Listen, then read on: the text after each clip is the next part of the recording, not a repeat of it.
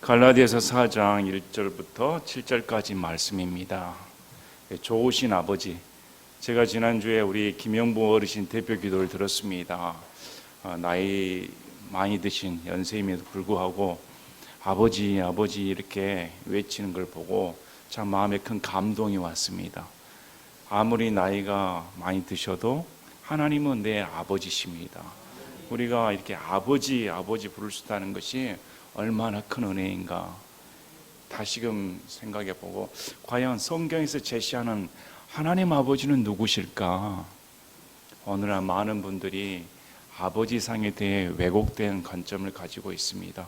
또 교리로도 왜곡된 관점을 가지고 있어서 이래서는 안 되겠다, 하나님 아버지가 어떤 분이신가 잘 알아야겠다. 하나님 아버지에 대해 우리가 바르게 알면 미혹되지 않습니다. 넘어가지 않습니다. 흔들리지 않습니다. 그분의 사랑, 그분의 헌신, 그분의 인도하심, 그걸 전적으로 우리가 신뢰할 수 있다면 요동할 필요가 없습니다. 아무리 세상이 무너지고 아무리 세상의 위협 가운데 또 내 삶 가운데 병마가 찾아오고 환난이 찾아오며 슬픈 고통 가운데 찾아온다 할지라도 예수님께서 나를 위한 사랑, 예수님께서 나를 위한 헌신, 예수님께서 나를 돌보심, 이 말씀을 기억을 하면 큰 위로가 됩니다. 그래서 다시 아버지, 우리 기도할 때 아버지 이렇게 부릅니다. 아버지 부를 수 있다는 그 내 아버지가 누구실까? 성경에서 말씀하시는 아버지는 어떤 분이실까? 다시 그래서 말씀을 아버지라 부를 수 있다 해서 갈라디아서 말씀을 함께 보시고자 합니다. 원래 갈라디아서는 율법주의자들이 들어와 믿는 자들을 현혹시켰습니다. 모세의 율법대로 할례를 행하고 율법을 지켜야 구원받는 것이지 바울 말대로 그냥 믿음으로만 구원받는 것은 아니다. 그래서 구원받은 갈라디아 성도들이 이런 율법주의자들에 의해 큰 어려움을 겪었습니다. 그래서 이 갈라디아 성도들에게 사도 바울이 편지를 쓰면서 율법으로는 절대 의롭게 될 수가 없다. 율법은 우리에게 의로움을 주기 위해 준 것이 아니고 우리의 존재가 무엇인가 죄인으로 정죄하기에 주었다. 그래서 율법은 우리에게 진단기입니다. 병든 사람을 진단하기 위해서는 올바른 진단기가 필요합니다. 인류를 진단하는데 가장 좋은 진단기는 율법입니다. 이 율법으로는 모든 사람이 사망 선고를 받습니다. 그래서 율법의 치유책은 오직 믿음밖에 없습니다. 그리스도의 보배로운 피로 율법으로의 정죄를 피할 수 있으며 율법으로 정죄받은 모든 죄목이 예수님의 피로 다 깨끗함을 받는다. 이것이 은혜이다 가르쳐주면서 왜 우리가 나를 구원시켜 주신 하나님을 아버지라 부를 수가 있는가? 성경에서는 우리가 하나님 아버지 이렇게 했을 때 여러분 생각나는 것이 무엇일까요? 여러분이 마음속에 가지고 있는 하나님 아버지 상은 무엇입니까? 우리가 첫째 생각할 수 있는 게 그분은 전지전능하시다. 모든 것을 알고 계시며 모든 것을 행하실 수 있는 분이시다. 그래서 에레미야 대언자들에게 우리 예수 하나님께서 내게 못할 일이 있느냐? 하나님 아버지께서 우리에게 물어봅니다. 내게 못할 일이 있느냐? 하나님은 다 가능하신 분입니다. 그리고 그것을 온 천지 만물, 우주를 창조하시는 말미암아 인류에게 하나님의 권능을 보여주셨습니다. 지구상에 있는 모래알보다 더 많은 숫자의 별들을 온 우주 만물의 우주 공간에 펼쳐 놓으셨습니다. 수많은 별들을 보고 하나님의 무한하신 권능을 생각하면 어떻게 사람이 무엇이간데 주께서 저를 생각하십니까? 이런 고백이 나올 수밖에 없습니다. 그래서 그분은 창조주이시다. 그런데 그 창조주신 그분이 바로 먼지 같은 나를, 우주 공간에 보이지도 않는 나를 위해 구원하러 오셨다. 그래서 그분이 구원자가 되십니다. 또 구원하셨으면 그걸로 끝인가? 아닙니다. 하나님의 아들들이 되어주는 권능을 주셔서 이제 아들 삼아 주셔서 아버지가 아들을 보호하는 것처럼 가족의 구성원이 되었으므로 아버지는 책임을 집니다. 자식이 들어온 것처럼 이제 이 자식에 대한 보호를 해줍니다. 보호자의 입장에서 자녀를 보호해 주십니다. 또 이끌어 주십니다. 인도해 주십니다. 이런 과정들을 지금 아버지께서 성경 말씀을 통해 우리에게 제시해 주십니다. 그래서 오늘 말씀을 다시금 살펴보면서 참 내가 얼마나 감사해야 될까, 내가 하나님을 아버지라 부를 수 있다는 것이 얼마나 큰 축복인가, 마음속 깊이 생각해 보시는 시간이 되시길 바랍니다. 그래서 이 갈라디아 성도들에게 율법으로는 그렇게 될 수가 없다, 율법은 초등교육이다, 어느 정도의 역할이 끝나면 이제 이것은 치료책으로 넘어갑니다. 그것이 우리 하나님 아버지께서 예수님을 율법 아래 놓이게 하시므로 말미암아 여자에게서 탄생하시므로 말미암아 육체가 되어 이 땅에 오셔서 율법 아래 있는 우리를 구속하시기 위해 대신 율법의 정죄를 받으시고 십자가상에서 죄 자체가 되시고 저주 자체가 되어 주셔서 바로 저와 여러분을 위해 죽으셨다, 이렇게 말씀을 합니다. 그래서 4절에 그러나 때가 충만히 찼을 때 하나님께서 자신의 아들을 보내사 여자에게서 나게 하시고 율법 아래 있게 하셨나니, 4절 말씀은 모든 것을 포함시킨 말씀입니다. 때가 충만히 찼습니다. 예수님 오실 때가 찼습니다. 메시아를 다 기다리고 있었습니다. 모든 인류가 메시아를 기다립니다. 때가 충만히 찼을 때 우리 하나님 아버지께서는 자신의 아들을 보내셨습니다. 어떻게 아들이신 그분이 왕자에 앉으신 그 여호와 하나님께서 어떻게 이 땅에 내려오실 수가 있을까? 인간의 몸으로 내려오실 수가 있을까? 성육신하여 내려오실 수가 있을까? 그것은 기적 중의 기적입니다. 이것은 우리에게 인류에 대해 사랑의 표현을 해 주셨습니다. 로마서 5장 8절에 우리가 아직 죄인 되었을 때 하나님께서 자신의 아들을 십자가에 못 박아 죽으심으로 말미암아 우리에게 향한 자신의 사랑을 당당히 제시하셨다. 하나님 어떻게 우리를 사랑합니까? 왜 제 인생은 이렇습니까? 아니 무슨 말인가? 나는 너를 위해 내 아들을 보내서 죽기까지 했다는 겁니다. 그것이 율법 아래 놓이게 하셔서 정죄받게 하셨다, 이렇게 말씀을 합니다. 그리고 이것은 율법 아래 있는 자들을 구속하시고 우리가 아들로 입양을 받게 하려 하심이라. 율법 아래 놓인 자들은 다 정죄를 받아 지옥 갈 수밖에 없습니다. 그러나 하나님께서 우리를 구속하시기 위해 죄값을 치르시고 자신이 피값을 치르시고 우리를 사셨다 말씀을 합니다. 우리로는 살 수가 없는데 대신 죽으심으로 말미암아 우리를 구출해 주셨다, 구속하셨다. 그래서 이 이유가 아들 삼기 위해, 우리를 아들 삼기 위해, 입양시키기 위해 하셨다 말씀을 합니다. 여러분 고아원에 있었던 사람들은 누가 어떤 부모를 만나길 원하겠습니까? 우리 외국에 있는 입양된 한국인들 간증을 듣기도 합니다. 좋은 양부모 만나면 좋은 대학교 가, 좋은 신랑 만나서 인생의 운명이 바뀌는 걸 봅니다. 반면에 아주 악한 양부모 따라가 그 인생 자체가 얼마나 고통 가운데 처참하게 피폐해진지, 그런 입양된 고아들 안타까운 사연도 듣게 됩니다. 여러분은 누구에게 입양되었습니까? 만약에 우리가 고아였다면, 아버지가 없다는 그 고아원에 홀로 남겨 있어서 어떤 양부모의 손에 나는 길러질까? 여러분 노심초사 기다리고 있다면 여러분은 누구에게 입양되기를 원하십니까? 근데 우리 하나님 아버지께서 우리 인생을 아십니다. 우리 인생의 절망 가운데 있어서 죽을 수밖에 없으며 사탄 자식이란 걸 알고 있습니다. 빼낼 수 있는 방법은 우리 예수님께서 나를 위해 대신 죽으시고 그를 믿는 자는 요한복음 1장 12절에 그분을 받아들인 자 모든 자에게는 하나님의 아들들이 되는 권능을 주셨다. 믿기만 하면, 받아들이기만 하면 하나님의 아들로 입양시켜 주겠다. 우리에게 대가를 요구하지 않습니다. 하나님의 아들들이 되기 위해 우리가 공부할 필요도 없습니다. 노력할 필요도 없습니다. 우리가 값을 지불할 수도 없습니다. 어떻게 감히 쳐다볼 수도 없는 하나님의 아들이 될 수가 있단 말입니까? 값없이 주는 선물입니다. 그래서 입양시켜 주셨다. 그리고 너희가 아들들임으로 하나님께서 자신의 아들의 영을 너희 마음속에 보내사 아바 아버지하고 부르짖게 하셨느니라. 여기 순서가 나옵니다. 성령께서 오셔서 우리를 아들 삼아 주셨다, 이렇게 나오진 않습니다. 어떤 분들은 또 그렇게 읽은 분들이 있습니다. 문맥 순서가 어떻게 됩니까? 아들들이니까 성령께서 오신 겁니다. 이게 무슨 말씀인가? 믿어야 성령님이 오십니다. 아들들임으로 성령께서 오셔서 아들임을 확증시켜 준 겁니다. 순서를 잘 아셔야 됩니다. 받아들이면 하나님의 아들들이 되고, 아들들이 되었으므로 성령께서 내 마음에 오셔서 그 성령님을 의지하여 아바 아버지라 부르짖는다.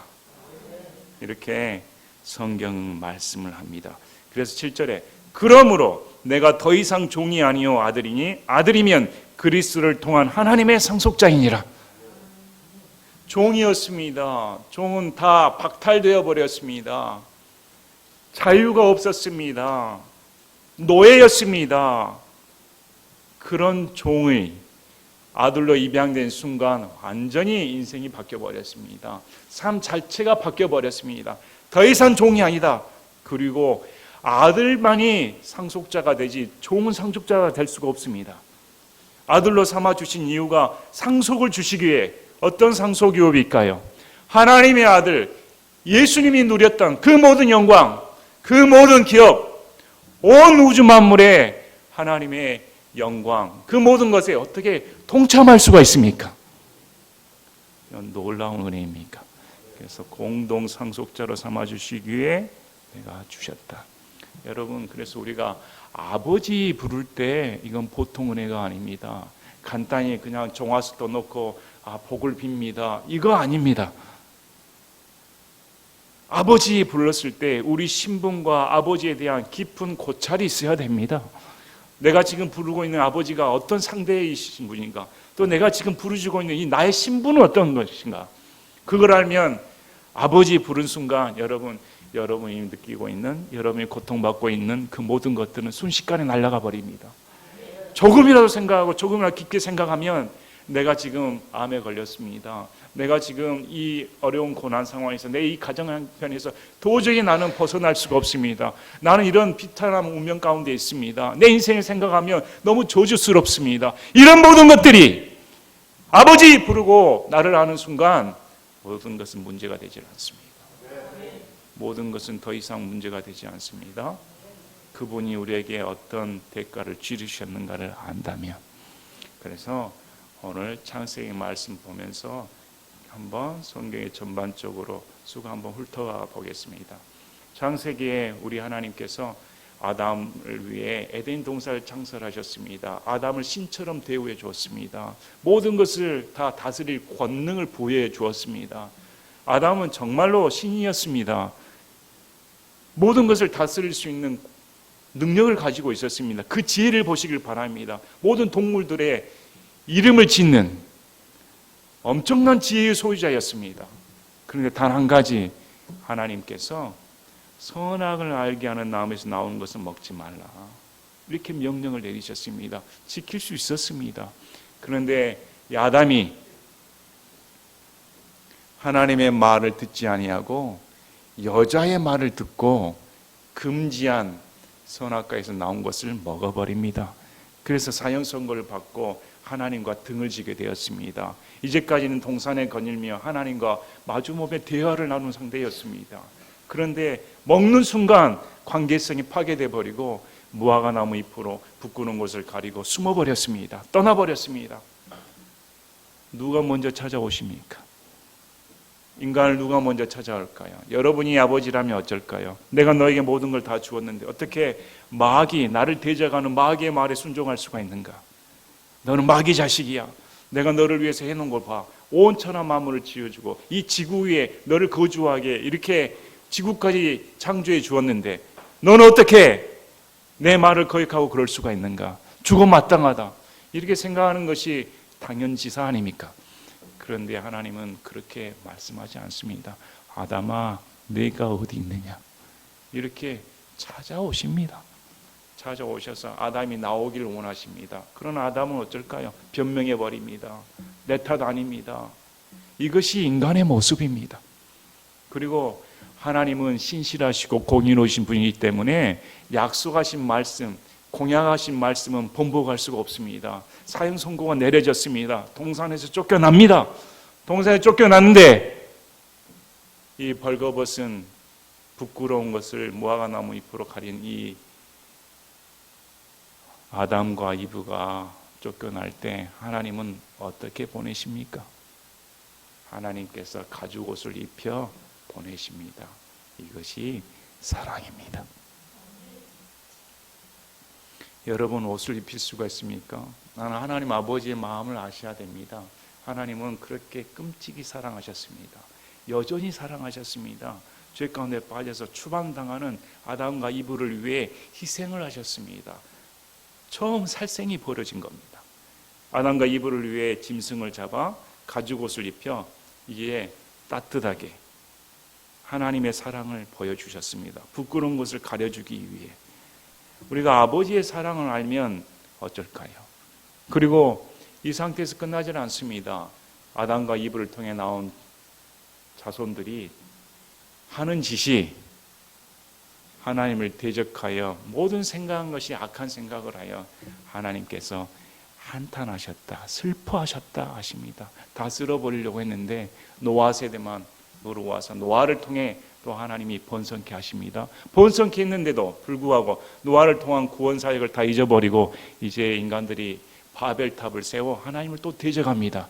그래서 다 흩어버립니다. 흩어져서 하나님께서는 인류를 구원하게 해주시기에 아브라함을 선택하여 부릅니다. 아브라함을 선택하여 계획을 세우십니다. 이스라엘 나라를 계획을 세워 이스라엘이 제사장 국가가 되어 이스라엘 믿는 하나님이 누구신가 보여주기를 원하십니다. 그 이스라엘이 반복적으로 하나님을 대적하고 또 이집트에 노예 생활을 했을 때 하나님께서 모세를 보내어 그들의 탄식을 들어주시고 그들을 구출하시는 말미암아 반복적으로 대언자를 보내고 또 보내고 또 보내어 이스라엘을 향한 하나님의 마음, 아픈 마음을 다 보여주십니다. 돌이키기를 원하시는, 그럼에도 그들이 돌이키질 않습니다. 그래서 하나님께서 다윗 왕을 택하여 다윗 왕에게 영원한 언약을 해주십니다. 다윗 왕의 후손으로 메시아가 나타나 그 왕권이 영원하며 온 인류를 통치할 진정한 용존하는 아버지, 통치자, 전능자 메시아가 나타난다. 이렇게 약속을 해 주십니다. 그리고 오늘 말씀처럼 때가 충만했을 때 우리 예수님께서 하나님의 약속의 말씀대로 여자에게서 탄생하셔서 왕이 태어나셨다. 이렇게 선포를 합니다. 이 예수님은 이렇게 말씀합니다. 아버지를 보여달라 하는데 하나님 아버지는 볼 수 없다. 내가 아버지의 모든 것을 보여줄 수 있는 존재이다. 이전에는 대언자를 통해 하나님이 누구인가를 가르쳐 줬습니다. 그러나 히브리서 1장을 통해 지금 이 마지막 때에는 하나님께서 직접 인간의 몸으로 나타나 선포해 주셨습니다. 이 예수님을 통해 아버지가 누구신가, 아버지가 어떤 분이신가 다 가르쳐 주십니다. 그래서 예수님을 통해서 하나님 아버지에 대해 알 수가 있습니다. 여러분, 신약 성경에 예수님이 어떻게 나옵니까? 여러분 가운데 병든 사람들 있지 않습니까? 내가 고통당할 때 과연 예수님이 나를 돌아보실까? 많은 무리들이 예수님을 찾아왔습니다. 아팠습니다. 고통당하였습니다. 예수님께 고침받기를 원하셨습니다. 예수님께서 이 무리들을 보시고 이렇게 말씀합니다. 불쌍히 여기셨다. 무리들을 보고 불쌍히, 이 불쌍이란 말은 인간이 근접할 수 없는 단어입니다. 우리가 생각하는 값싼 동정심이 아닙니다. 그냥 찰나적인 동정심이 아닙니다. 우리 예수님께서 베풀어 주신 그 불쌍히 여기란 말은 자신의 생명을 내놓을 정도로 불쌍히 여기셨다. 우리가 생각할 때 하나님 저는 아픕니다. 너무 아픕니다. 하나님 내 인생은 왜일까요? 너무 고통스럽습니다. 그러면 예수님께서 병든 자를 어떻게 생각하셨는가? 예수님께서 얼마나 마음이 아프셨을까? 지금 내가 당하는 고통을 위해 예수님께서는 얼마나 나를 불쌍히 여기고 계실까? 그런데 왜 병고침의 역사가 일어나지 않을까요? 왜 그렇게 잘 일어나지 않을까요? 우리가 은사주의자를 배격하는 이유가 거기가 있습니다. 내 믿음대로 될지어다 얼마나 잔혹한 말입니까? 병고침 받지 못하면 그 사람 믿음이 덜한다고 그렇게 치부해 버린다는 겁니까? 절박한 사람들인데 낫지 않기 원하는 사람이 어디가 있습니까? 믿음이 그만큼 없는 사람이 어디가 있습니까? 다 낫기를 원하며 다 예수님을 믿으며 다 하나님 아버지 앞에 목숨이라 내놓을 사람들입니다. 그런데 병 고침을 못 받으니까 믿음이 없어서 그런 잔혹한 말은 허용할 수가 없는 말입니다. 하나님 아버지께서는 이걸 하셔야겠습니다. 우리 인생이 찰나의 순간입니다. 하나님은 병 고쳐주기에 오신 분이 아닙니다. 우리에게 구원시켜 주시기에 오신 분입니다. 영원한 구원의 인생 가운데 관점을 두셔야 됩니다. 그래서 이 세상 사는 동안 아플 수도 있습니다. 고통당할 수도 있습니다. 망할 수도 있습니다. 부끄러움 당할 수도 있습니다. 그런데 하나님께서는 그보다 더 관심이 우리의 영혼입니다. 영혼의 관점에서 봤을 때 이것은 찰나입니다. 저와 여러분은 먼지 같습니다. 지금 영혼의 관점에 봤을 때 몇 초에 지나지도 않습니다. 금방 다 늙어버리고 금방 한 줌의 재로 돌아가 버립니다. 우리는 뭘 바라보고 살아야 될까요? 영원한 소망입니다. 그래서 우리가 예수님에 대해서 더 잘 알아야겠다 생각을 합니다.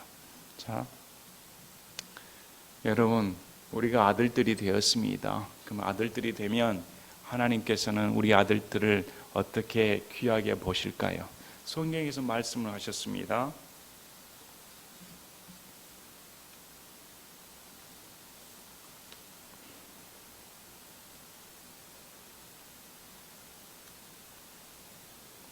우리 하나님께서는 우리를 아신 바가 어느 정도 되셨는가? 너희의 머리털을 다 세신 바 되었다. 우리의 머리털을 다 세신 바 되었다. 이 정도로 너희에게 관심을 주고 있다. 여러분은 여러분의 육체에 어느 정도 관심을 두십니까? 여러분은 여러분의 육체에 과연 하나님께서 내 육체에 대한 관심이 머리털까지 셀 정도의 관심을 보여주시고 계실까?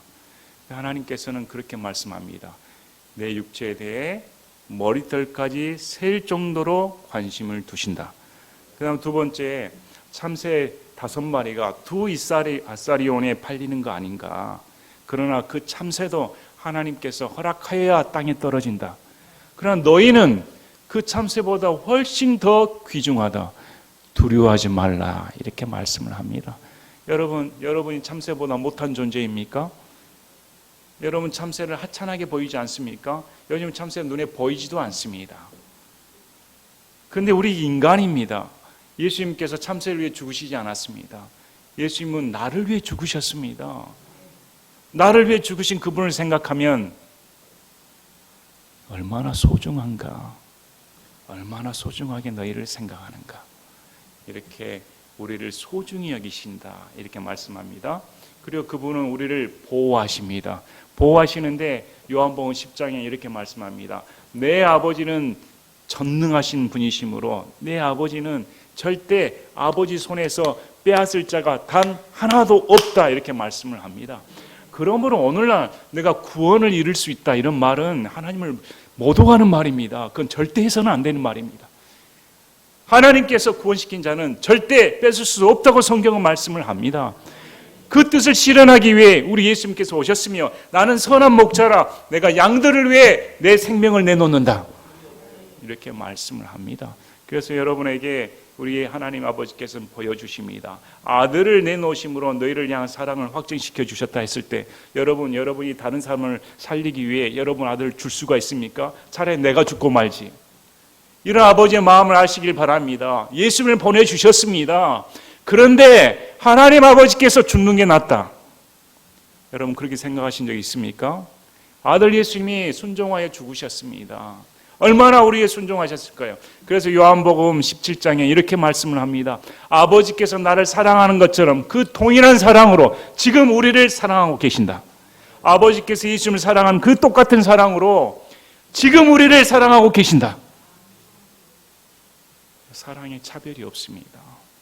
그래서 이걸 생각하면 우리가 얼마나 하나님 앞에 귀한 사랑을 받고 있을까. 또 하나님께서는 그 예수님을 보내셨을 때 얼마나 마음이 찢어지셨을까. 그 찢어지는 마음을 감당하면서까지 우리를 이렇게 사랑하실까.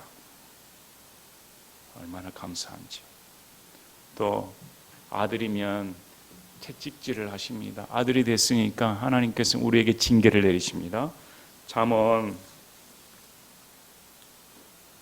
3장 12절에 주께서는 자신이 사랑하는 자를 바로잡아 주시되 마치 아버지가 자기가 기뻐하는 아들을 바로잡아 주는 것 같이 하시느니라.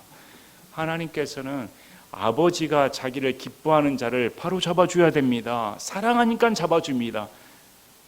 잡아주지 않는 것은 방치입니다. 관심이 없습니다.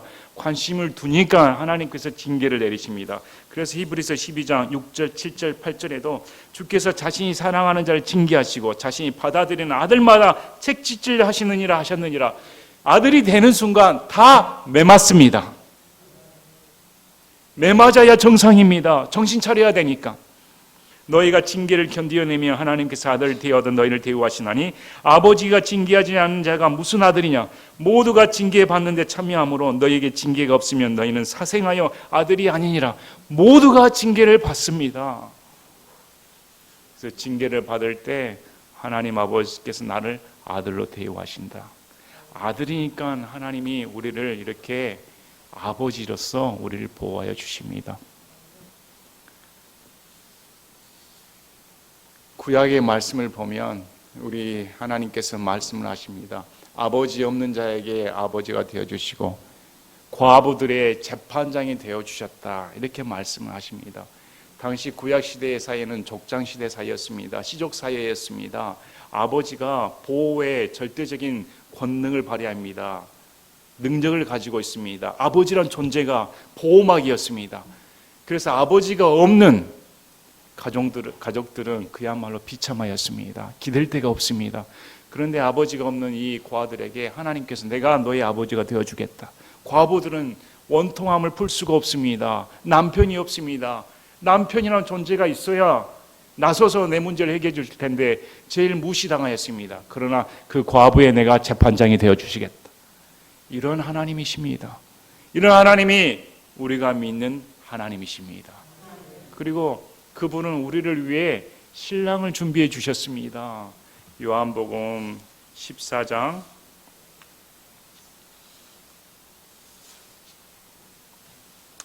1절부터 3절까지 너희는 마음에 근심하지 말라. 하나님을 믿고 또한 나를 믿으라. 내 아버지 집에 거할 곳이 많도다. 그렇지 않으면 내가 너에게 말해 주었으리라. 내가 너희를 위해 초소를 예비하러 가노니 가서 너희를 위해 초소를 예비하면 내가 다시 와서 너희를 내게로 받아들여 내가 있는 곳 거기에 너희도 있게 하리라. 물론 이 말씀은 우리 예수님께서 아버지 저 하늘나라 천국에 가신다고 말씀을 합니다. 그 천국에 아버지께서 거할 곳이 많은데 내가 너희를 위해 초소가 예비되게 되면 너희를 데리러 오겠다. 이것은 당시 이스라엘의 결혼 풍습입니다. 신랑과 신부가 혼인 언약을 맺습니다. 이미 신랑 신부 관계입니다. 그러면 신랑은 아버지 집에 가가지고 신부와 거할 초소를 예비합니다. 결혼한 집을 마련을 합니다. 그래서 아버지가 집이 다 마련됐고 이제 신부를 두려워도 된다 말이 떨어지면 이 신랑이 신부를 데리러 갑니다. 이와 마찬가지로 여러분 우리는 예수님의 신부입니다. 예수님께서 우리를 위해 신혼집을 마련해 주셨습니다.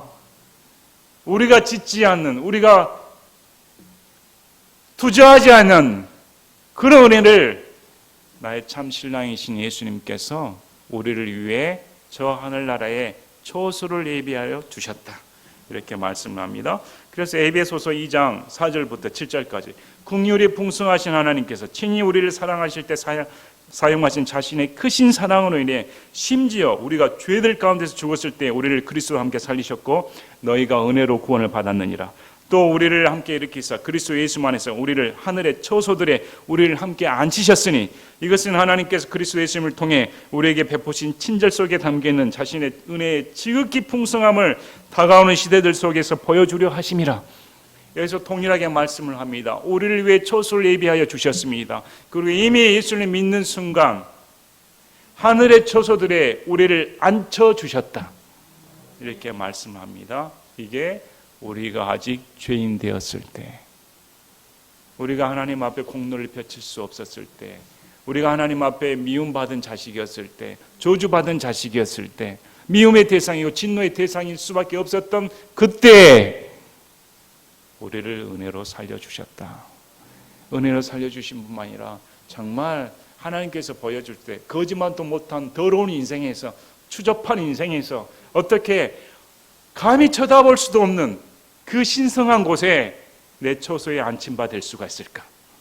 그러면서 이렇게 말합니다. 다가온 시대들 속에, 앞으로 영원히 펼쳐질 속에 하나님의 은혜를 우리 가운데 주신 것을 보여주기 위함이다. 그러므로 저와 여러분 각 사람 한 사람 한 사람은 하나님의 은혜의 작품입니다. 하나님께서 여러분의 각 사람 인생을 작품으로 만들어 주셔서 선전하시는 겁니다. 이렇게 저 사람을 통해 은혜를 주셨다.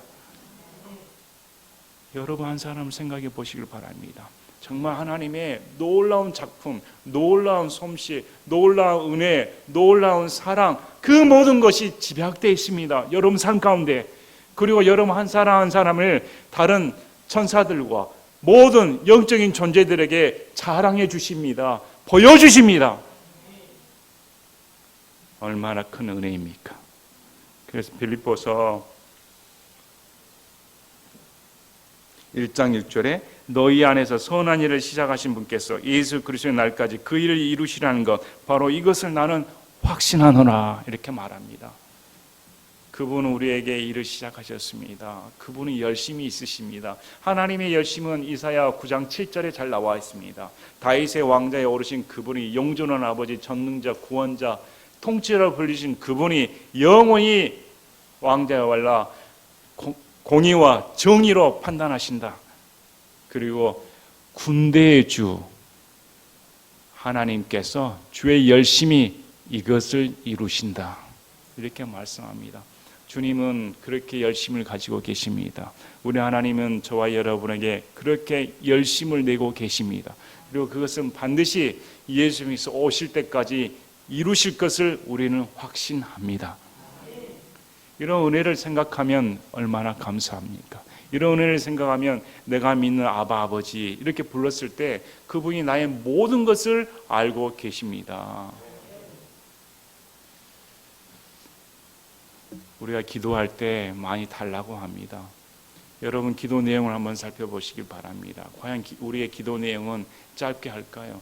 나를 내게 이렇게만 끝날까요? 우리 가족 우리 교회 과연 이렇게만 끝날까요? 과연 우리는 기도를 어떻게 합니까?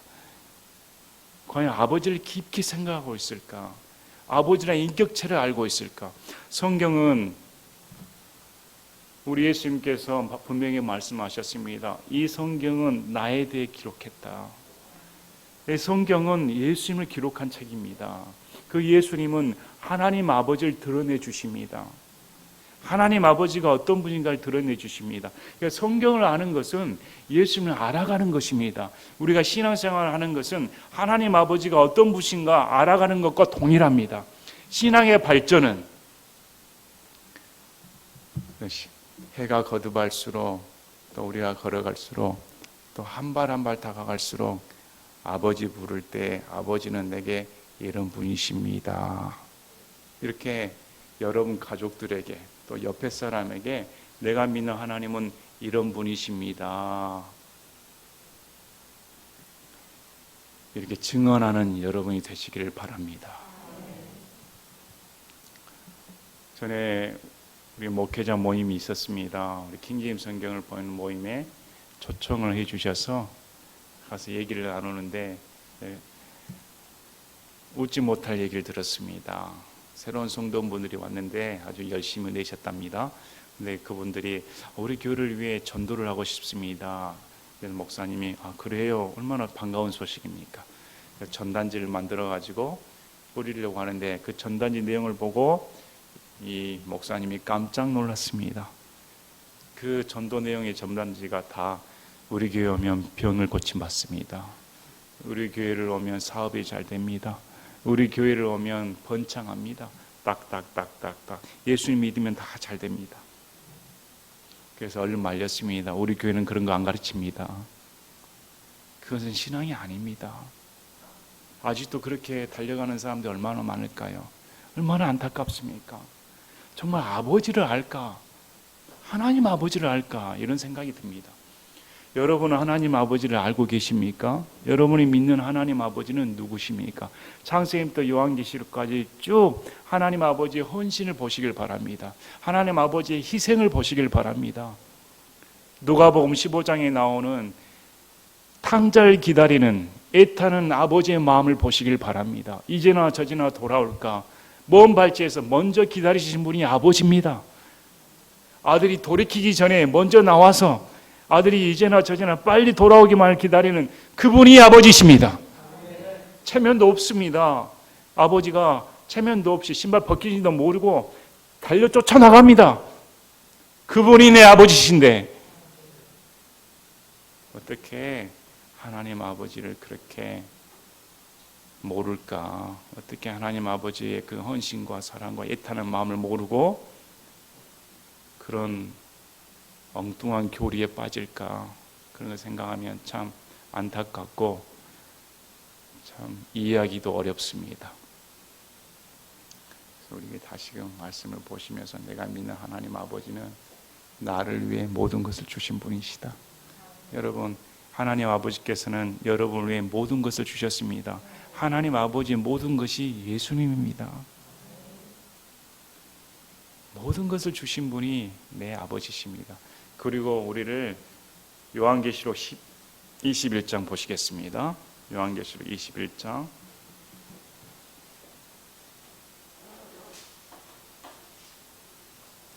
요한계시록 21장 1절부터 8절입니다. 요한계시록 21장 1절부터 8절입니다. 다 같이 읽겠습니다. 내가 새 하늘과 새 땅을 보았으니 이는 처음 하늘과 처음 땅이 사라졌고 바다도 다시는 있지 아니하였기 때문이더라. 나 요한이 보니 거룩한 도시 새 예루살렘이 신부가 자기 남편을 위해 단정한 것 같이 예비하고 하늘에서 하나님으로부터 내려오더라. 내가 들으니 하늘에서 큰 음성이 나서 이르되 보라 하나님의 성막이 사람들과 함께 있고 그분께서 그들과 함께 거하시리라. 그들은 그분의 백성이 되고 하나님께서는 친히 그들과 함께 계셔서 그들의 하나님이 되시리라. 하나님께서 그들의 눈에서 모든 눈물을 닦아주실 것이며 다시는 사망이 없고 슬픔도 울부짖을 수 없으며 아픔도 다시는 없으리니 이는 이전 것들이 지나갔기 때문이라 하더라. 왕자에 앉으신 분께서 이르시되 보라 내가 모든 것을 새롭게 하노라 하시고 또 내게 이르시되 이 말들은 참되고 신실하니 기록하라 하시며 또 내게 이르시되 다 이루어졌도다. 나는 알파와 오메가요 시작과 끝이라. 내가 목마른 자에게 생명수의 샘에서 값없이 주리라. 이기는 자는 모든 것을 상속받을 것이며 나는 그의 하나님이 되고 그는 나의 아들이 되리라.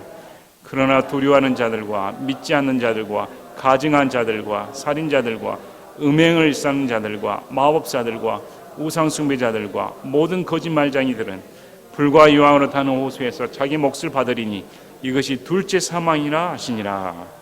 아멘. 요한계시록 21장 보면 우리 구원의 완성판이 나옵니다. 우리가 보는 이 모든 지구, 이 모든 우주 만물은 다 사라집니다. 다 사라지고 새하늘과 새 땅이 펼치며 하나님 왕자에 거하여 더 이상 우리가 슬퍼할 필요 없고 눈물도 없으며 이제 예수님을 직접 보며 함께 삽니다. 함께 삽니다. 이것이 얼마나 큰 은혜입니까? 우리가 아바 아버지 이렇게 부를 수 있는 것은 예수님의 구원의 사역입니다.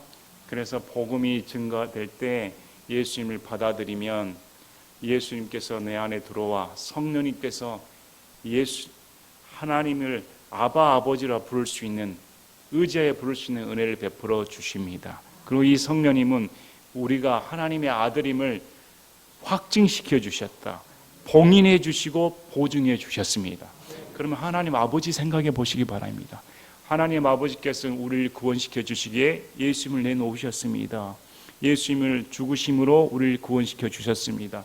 또 우리가 구원받았는데 우리를 인도하여 주시고 이끌어 주시기 위해 자신의 영, 하나님의 아버지의 영, 거룩한 영, 또 그리스도의 영, 아들의 영으로 불리우는 성령님께서 우리 안에 들어와 믿는 자 안에 들어와 완전히 보증해 주셨다. 확신시켜 주셨다. 그래서 이 구원과 이 모든 것들은 절대 뺏을 수가 없습니다. 뺏길 수도 없습니다. 철저하게 보호받는 겁니다. 여러분의 인생이 하나님 안에서 철저히 보호받는다는 사실을 인식하시길 바랍니다. 그래서 여러분 두려워하지 마십시오. 코로나 사태에 대해서, 또 경제 파탄에 대해서, 앞으로 앞날에 대해서 절대 두려워하지 마십시오. 그래서 로마서 말씀을 보시면 하나님의 아버지께서 아들을 내어주신 그분이 우리를 위해 무엇을 안해 줄까 보냐. 장래일이나 기쁨이나 사망이나 천사나 모든 권능이나 하나님 그리스도 예수 안에 있는 우리의 사랑에서 결코 끊을 수가 없다. 이렇게 말씀을 합니다. 그래서 오늘 말씀을 통해 하나님께서 나를 이렇게 사랑하셨다, 하나님께서 나를 이렇게 돌보신다, 다시금 확증하시고 확인하시고, 늘 무릎을 꿇을 때 아버지 부른 순간 모든 것이 하나님께 신뢰하고 맡겨버리는 여러분이 되시기를 진심으로 바랍니다. 제가 기도하고 마치겠습니다.